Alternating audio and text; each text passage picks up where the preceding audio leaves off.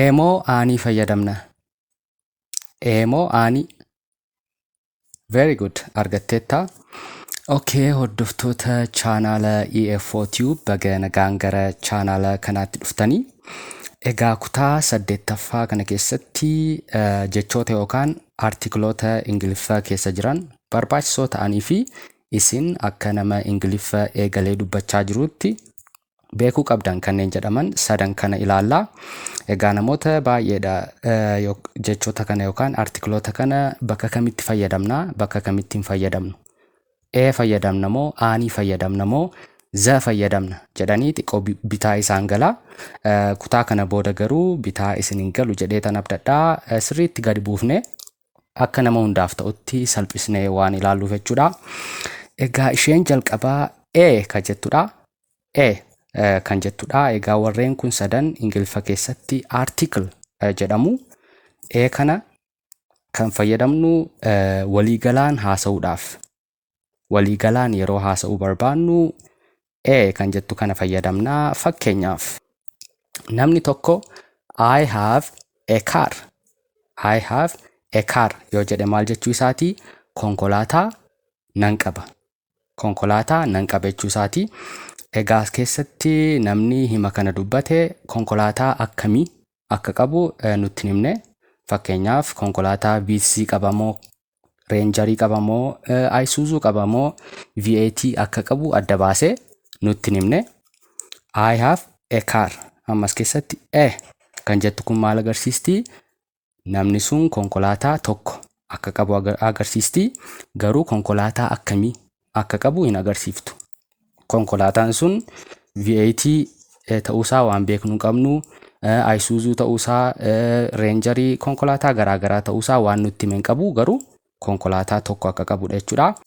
I have a book yoo jettan ani macaafa yookaan kitaaba nan qaba.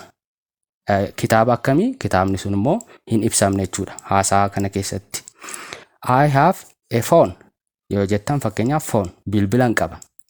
Bilbila akkamii? Bilbilli sun moodelli isaa yookaan bilbila akkamii akka ta'e hin ibsamne jechuudha. Bilbila xiqqoo ta'uu danda'a, bilbila guddaa ta'uu danda'a. Bilbila akkamii akka ta'e as keessatti adda ba'ee hin ibsamne. Yeroo kan jettu kana fayyadamtan haasaa keessan keessatti waliigalaan haasa'uudhaaf. Wanti dubbattan sun bakka qullaa kanatti yeroo dubbattan wanti sun walumaa galatti. A car konkolaataadha. A book kitaaba yookaan macaafadha. A phone bilbila. Fakkeenyaaf bakka jettu kanatti karaa salphaa akka isinii galuuf za kan jedhu kana otoo buustanii isa sadaffaa irratti ilaallu jechuudha.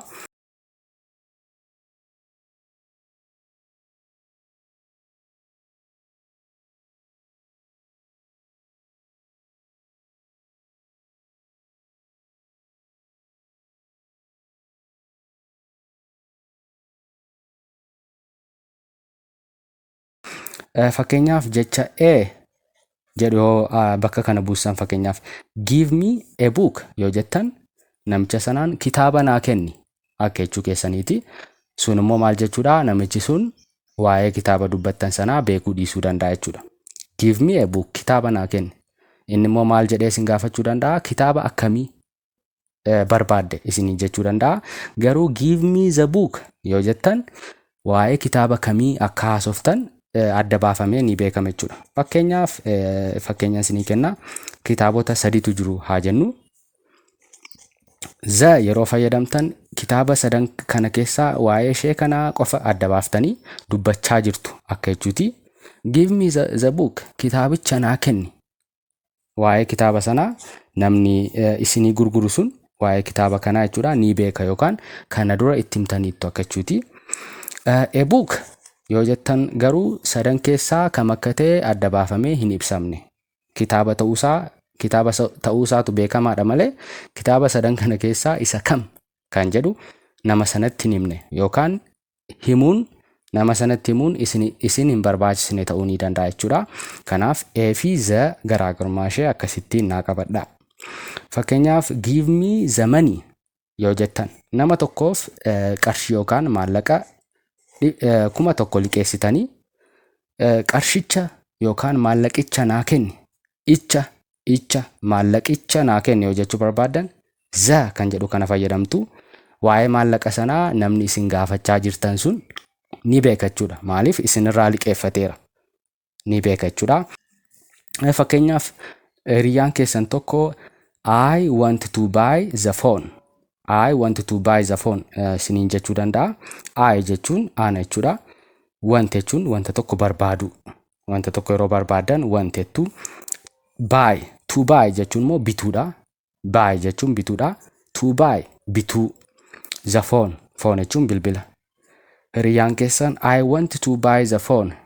Yoo isiniin jedhe bilbilicha bituun barbaada. Want barbaadu.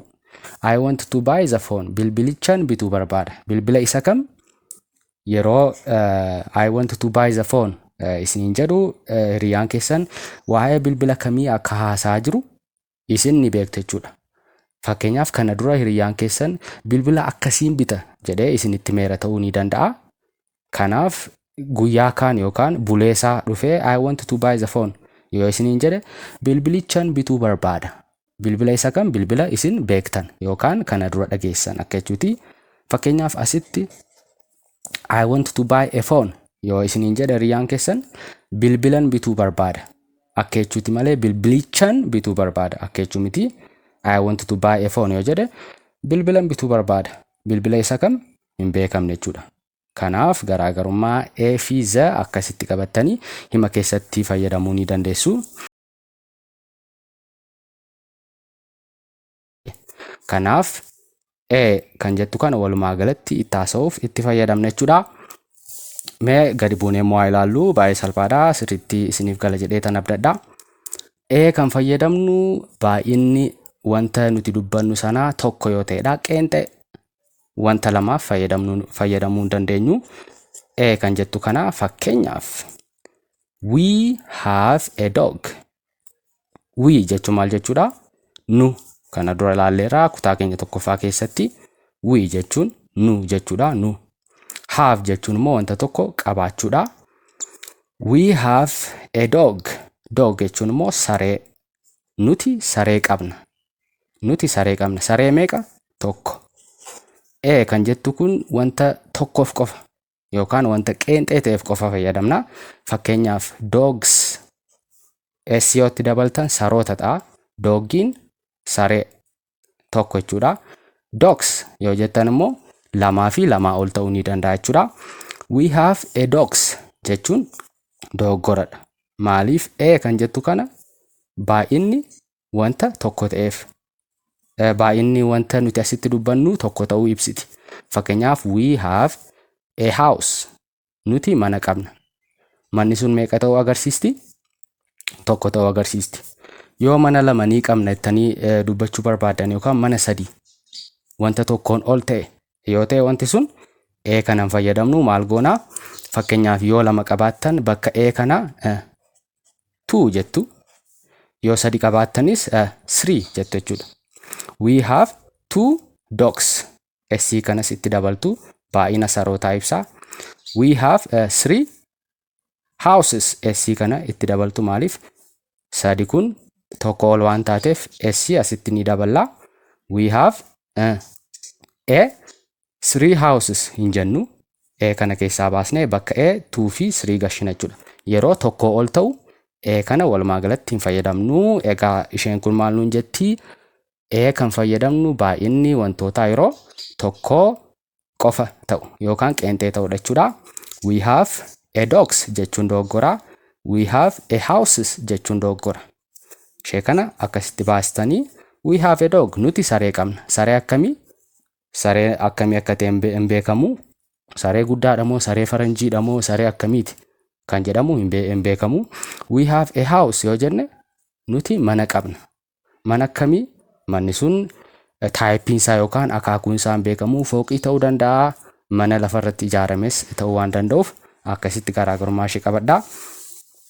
Inni itti aanu akkuma nama isiniin jedhe kana kan fayyadamnu jechoota qubee dubbifamaadhaan eegalan duratti fayyadamna. Jechoota qubee dubbifamaadhaan. Qubee dubbifamaa hundaaf yoo jechi sun qubee dubbifamaadhaan kan eegalu ta'e fakkeenyaaf kaar kan jettu kun maaliin eegalti? Caadhaan eegalti. Book kan jettu kun baa, phone kan jettu kun paadhaan eegalti. Warreen kun qubee dubbifamaadha. Dog daadhaan eegalaa, house haadhaan eegalaa, light laadhaan eegalaa. Warreen kun hundi isaanii qubee maaliidhaan eegalu? Qubee dubbifamaa. A car jennaa, a book jennaa, a phone jennaa, a dog jennaa, a house jennaa, a light jenna.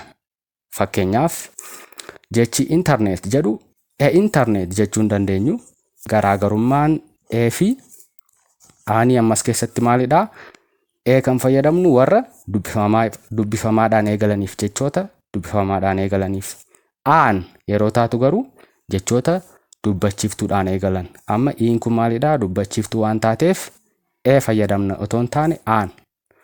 Lammaffaa irratti ni ilaallaa jecha aan jettu kana ammaaf akkasittiin qabadhaa. Egaa jecha jettu kana akkaataa fayyadama ishee haga tokko isinii galeera jedheetan yaada. Mee jecha ishee lammaffaa yookaan artiklii ishee lammaffaa aan jettutti immoo haa dabarruu. Meen waliin ta'a.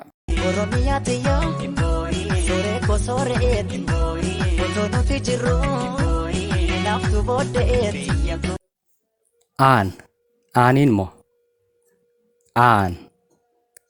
Okay, egaa hordoftoota keenyaa jechi ishee lammaffaa yookaan artikiliin ishee lammaffaa nuti kutaa 8ffaa kana keessatti ilaallu aan kan jettudha.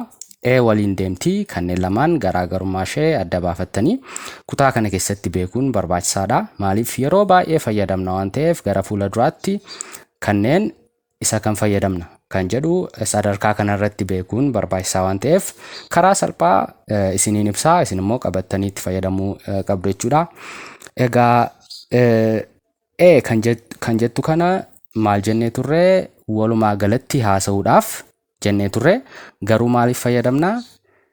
Kan jettu kana yeroo jechi tokko qubee dubbifamaadhaan eegalu. Fakkeenyaaf book kan jedhu qubee maaliidhaan eegala? Baa. Baan immoo qubee dubbifamaadha. Book jenna malee aan book hin jennu. Kanaaf isheen aan jettu kun immoo waliigalaan haasa'uudhaaf lamaan isaaniiyyuu fi aaniin waliigalaan haasa'uuf kan nu fayyadanidha. Garuu aan kan jettu kun qubee dubbachiiftuudhaan yeroo eegalu jechi tokko qubee dubbachiiftuudhaan yeroo eegalu aan jennee fayyadamna jechuudha. Mee yeroo tokko tokkoon ilaallu immoo sirriitti isinii gala jedheetan abdadha. Egaa faayidaan aan jettuu akkuma kana waliigalaan haasa'uudhaaf garuu yeroo jechi tokko qubee dubbachiiftuudhaan eegalu. Dubbachiiftuu 5tu jira Ingiliffa keessa akkuma afaan Oromoo jechuudha. Dubbachiiftuu 5 kanatu jira Ingiliffa keessas. Kanneeniin yoo jechi tokko eegale aan kan jedhu fayyadamna malee kan jedhuun fayyadamna jechuudha. I have an umbrella. Umbrella nan qaba akka jechuuti. I jechuun akkuma nuti kana dura ilaalle an akka jechuuti. Have yeroo jennu immoo maal jechuu keenya? Nan qaba. An jenna malee sitti hin jennu. Fakkeenyaaf umbrella hin jennu. Ishee kana akkasitti qabadha. I have an apple. Apple kan nyaatamu sana jechuudha. Apple nan qaba yoo jechuu barbaanne kanneen amma fakkeenyaaf umbrella maaliin eegalaa? Uudhaan eegalaa. Uun dubbachiiftuudha. Apple yeroo jennus dhaan eegaltii. Jechoota dubbachiiftuudhaan warra eegalaniif aan kan jedhu kana fayyadamna. Egaa walumaa galatti haasa'uudhaaf jenneerra. Fakkeenyaaf I have an umbrella. I have an apple yeroo jennu umbrellaan sun ka akkamii akka ta'e yookaan kan akkamii akka ta'e adda baafamee hin ibsamne jechuudha. Yookaan namni jecha kana dubbate nama kaaniif adda baasee dubbachaa hin jiru jechuudha. Akkuma fakkeenyaaf book yeroo jennu kitaaba jechuudha malee kitaabicha jechuun miti. Adda baafamee hin ibsamne. An umbrella yeroo jennus adda baafamee wanti sun hin ibsamne jechuudha. Umbrella qarshii 500 moo qarshii 600 moo halluun isaa ka akkamiiti kan jedhu adda baafamee hin ibsamne. Appleen kunis kan bishaatedha moo kan hin bishaannedha moo adda baafamee hin ibsamne jechuudha. I have an apple jennaa. Jechoota garaagaraa egaa Ingiliffa keessa jiran yoo isaan maaliin eegalan qubee dubbachiftuudhaan eegalan maal fayyadamna? Aanii fayyadamna malee hin fayyadamne jechuudha. Fakkeenyaaf example salphaa. An elephant is big. An elephant is big. Elephant jechuun maal jechuudha? Arba. Arba. An elephant is big. Arbi guddaadha akka jechuuti. An jechuun ammas keessatti fakkeenyaaf a elephant is big hin jennu ammas keessatti. Maaliif een kun maaliin eegalte? Qubee dubbachiftuudhaan eegalte. An elephant is big. Big jechuun guddaa akka jechuuti. Arbi guddaadha. Dhugaa jiru tokko dubbachuuf jechuudha. Arbi guddaadha. Waliigalaan haasa'uudhaaf guddinni isaa fakkeenyaaf amma kiloogiraama 500 moo 600 moo kan jedhu hin ibsamne. Elefantii yookaan arba isa kamtu guddaadha kan jedhus as keessatti adda baafamee hin dubbatamne. Walumaa galatti dubbachuudhaaf fakkeenyaaf elefantichi yookaan arbi inni kun guddaadha yoo jechuu barbaanne za fayyadamna. Sadaffaa irratti ni ilaalla. Fakkeenyaaf bakka aan jettu kana za yoo buusan the elephant is big yoo jettan arbichi guddaadha akka jechuuti. Arbichi waa'ee arba tokko dubbachaa jirtu jechuudha. Adda baaftanii. Garuu an elephant yeroo jettan walii galaan haasa'uu yeroo barbaadan akka jechuudha. Ishee kana akkasitti qabadhaa. Akkuma e keessatti ilaalle egaa e fi aaniin garaagarummaa tokkollee hin qabanii. Garaagarummaan isaanii maalidha? Een yeroo nuti qubee jechoota qubee dubbifamaadhaan eegalaniif fayyadamnudha. Isheen kun immoo qubee dubbachiftuudhaaf jechoota qubee dubbachiftuudhaan eegalaniif kan fayyadamnudha jechuudha. Garaagarummaa tokkollee hin qabanii. Isaan walumaa galatti lamaan isaaniiyyuu waliigalaan haasa'uu yeroo barbaannudha. Garuu garaagarummaan isaanii isheen kun een kun maaliif fayyadamna? Yeroo jechi tokko qubee dubbifamaadhaan eegalu. Aaniin immoo qubee dubbachiftuudhaan yeroo eegalu dura buufne jechuudha. Jecha sana dura buufne dubbanna. Aaniin kun baay'inni tokko ta'uu agarsiisti. Akkuma jettu sana fakkeenyaaf I have an orange. I have an orange. Orange jechuun maal jechuudha? Burtukaana. Burtukaana. Burtukaana jechuudha. Orange. Fakkeenyaaf I have an orange yoo isiniin jedhe hiriyyaan keessan tokko maal jechuu isaati? Burtukaana tokkoon qaba akka jechuu isaati. I have an orange. Fakkeenyaaf I have an oranges. Essii daballee asitti burtukaanotan qaba. Burtukaanotan qaba jechuu hin dandeenyu. Burtukaanni asitti tokko qofaa akka ta'e agarsiiste jechuudha. Jechi aan jettu burtukaana 2 fi 3 yoo ibsuu barbaanne immoo lakkoofsa asitti buusuu qabna. Ishee aan jettu kana keessaa baafnee maal goona? Lakkoofsa sana dubbanna jechuudha. Fakkeenyaaf yoo burtukaanni sun 2 ta'e I have 2 oranges jenna. Saa kana sitti daballaa baay'ina ibsiti saan kuni. I have 3 oranges jenna yeroo 3 nan qaba jechuu barbaannu. Garuu yoo burtukaanni nuti qabnu sun tokko taate maal jenna? I have an orange. Aaniin sun maal agarsiisti? Baay'inni wanta asitti dubbannu suni tokko ta'uu agarsiifte jechuudha. I have an exam. Exam jechuun immoo qormaata. Fakkeenyaaf barataan tokko I have an exam yoo jedhe qormaatan qaba.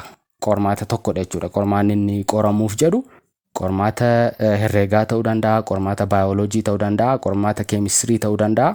Qormaanni sun garuu tokkodha jechuudha. Aan yeroo jennee fayyadamnu wanti sun tokko ta'uu agarsiisa. I have 2 exams jedha. Fakkeenyaaf yoo qormaata 2 qaba jechuu barbaade lakkoofsa ibsuu qaba. Aanii kana keessaa baasee aaniin tokko qofaaf waan fayyadamnuuf jechuudha. I have 2 exams. Qormaata 2 qaba. I have 3 exams. Qormaata 3 qaba. I jechuun anadha. Have jechuun immoo nan qaba akka jechuudha. Mee example ishee sadaffaa idea jechuun immoo yaada. Yaadan qaba yeroo jechuu barbaadan fakkeenyaaf I have an idea yoo jettan yaadan qaba. Yaadni sun meeqa ta'uu isaa agarsiisti. Aan kan jettu kun yaada tokko. Fakkeenyaaf yaada qabdaa jedhee yoo namni tokko yookaan hiriyyaan keessan isin gaafate I have an idea yoo jettan ani yaadan qaba. Yaadni sunis tokko akka jechuudha. Ani yoo jettan yoo yaada lama yookaan yaada sadi nan qaba jettan immoo I have 2 ideas. I have 3 ideas jechuu ni dandeessu jechuudha. Lakkoofsa bakka buustanii. Fakkeenyaaf asitti I have a orange jechuun dandeenyu. Egaa bakka jecha ani fayyadamnu jecha e fayyadamuu hin dandeenyu. Bakka e fayyadamnu immoo ani fayyadamuu hin dandeenyu. Egaa afaan keessatti haasa'uu ni dandeenya. Namni nu hubata garuu seera giraamarii eegnee yoo dubbachuu barbaanne bakka a fayyadamuu qabnutti ani fayyadamuu hin dandeenyu. Bakka ani fayyadamnutti immoo e fayyadamuu hin dandeenyu jechuudha. Fakkeenyaaf I have a orange jennu maaliif oon kun maaliin jechi kun maaliin kaatii oodhaan kaatii oon immoo maalidhaa dubbachiiftuu waan taateef ani fayyadamna jechuudha as keessatti. Isheen kun hima dogoggoraati. Maaliif een as keessan galtuu aaniitu gala. I have an orange yoo jettan burtukaana tokkoon qaba akka jechuuti. Akkasitti ishee kana garaagarummaa ishee qabadhaa. Walumaa galatti egaa maal jetti seerri isheen kuni ani kan fayyadamnu jecha aan jettu kana kan fayyadamnu jechoota qubee dubbachiiftuudhaan eegalan duratti fakkeenyaaf an I jenna malee I hin jennu. Bakka kana buusuu hin dandeenyu. I jechuun ijadha. Ija yeroo jechuu barbaannu an I jenna malee AI hin jennu jechuudha. An interview jenna malee interview hin jennu. Interview jechuun immoo fakkeenyaaf TV irratti ta'uu danda'a. Bakka tokkotti waamamtanii gaaffiif deebii akka jechuuti. Interview jechuun gaaffiif deebii gochuudha. Interview kan jettu kun maaliin eegaltii? Aayidhaan eegaltii. Aayin immoo dubbachiiftuudha. An interview jenna malee interview hin jennu. An appointment jenna malee appointment hin jennu. Appointment jechuun immoo nama tokko qacartanii yookaan sa'a 7tti wal agarra. Sa'a 8tti wal agarra jettanii nama tokko akka qacaruu akka jechuuti. Nama tokko qacaruu beellama akka jechuuti. Appointment jechuun nama tokko beellamuu. An emergency jechuun immoo balaa tasaa ta'uu danda'a. Wanta akka tasaa nu mudatu emergency jenna. Warreen kun egaa hundumti isaanii maaliin eegalu? Qubee dubbachiiftuudhaan eegalu jechuudha. Isaaniif maal fayyadamna? Ani fayyadamna malee fakkeenyaaf emergency, appointment, interview, AI hin jennu jechuudha. Egaa garaagarummaa fi ani as keessatti xiqqoo adda isinii beera jedheetan abdadhaa. Kan fayyadamnu akka sadarkaa keessanitti egaa akka sadarkaa keessanitti kana kan fayyadamnu jechoota dubbifamaatiin dura. Fakkeenyaaf a book jennee dura buufnee dubbanna. Jecha dura buufnee dubbanna. Anaay fakkeenyaaf anaay yoo jenne jecha dura buufnee dubbanne yookaan jecha dura buufnee barreessine. Isheen kun maalidhaa? Dubbachiiftuudha. Isheen kun maalidhaa?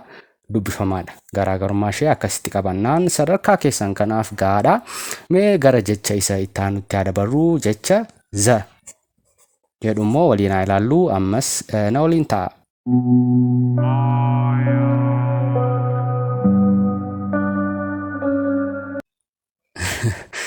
Zaan barbaachisuudha. Za.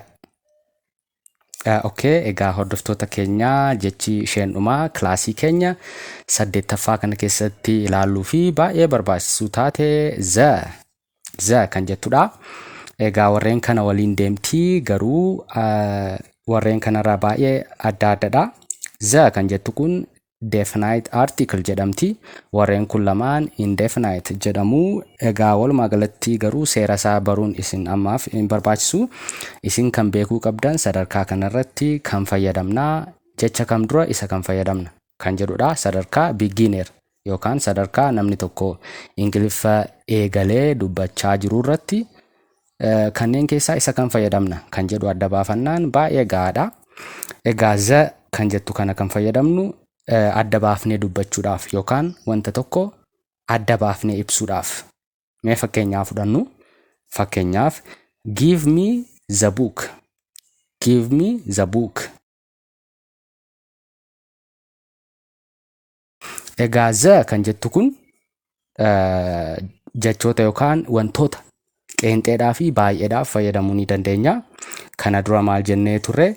E fi aan kan jettu wantoota qeenxee ta'aniif qofa fayyadamna. Ishee kana hin dagatina. E fi aanii wantoota qeenxee ta'aniif yookaan tokko ta'aniif fayyadamna. Fakkeenyaaf maarkarii kana ilaalaa. E marker jenna malee e markers hin jennu. E marker jenna malee s itti daballee baay'ina isaa ibsuu hin dandeenyu jechuudha. Wanta tokko ta'eef fayyadamna. E fi aanii. Aan orange yoo jenne fakkeenyaaf isa sila ilaalle jechuudha. Aan orange yoo jenne burtukaana tokko. Wantoota tokko ta'aniif qofa fayyadamna. Ishee kana hin dagatina. Wantoota lamaa fi lamaa oliif kanneen fayyadamuu hin dandeenyu. Garuu jecha z jedhu garaagarummaa kanaa fi warreen kanaa asitti qabachuu qabdu. Z kan jedhu wantoota tokkoofis fayyadamuu ni dandeenya. Wantoota lamaa fi lamaa ol ta'aniifis baay'inni rakkoon qabu jechuudha. As keessatti warreen kana lamaaf garuu baay'inni rakkoo qaba. Tokko qofaaf fayyadamna warra kana keessatti. Z kan jettu garuu lamas ta'uu danda'a, dhibbas ta'uu danda'a. Fakkeenyaaf the books jechuu ni dandeenya. Kitaabota san akka jechuuti. Kitaabota sana. I want to buy the books yoo jedhu kitaabota sanan bitachuu barbaada. The phones jechuu ni dandeenya. Bilbiloota sana. The houses manoota sana akka jechuuti.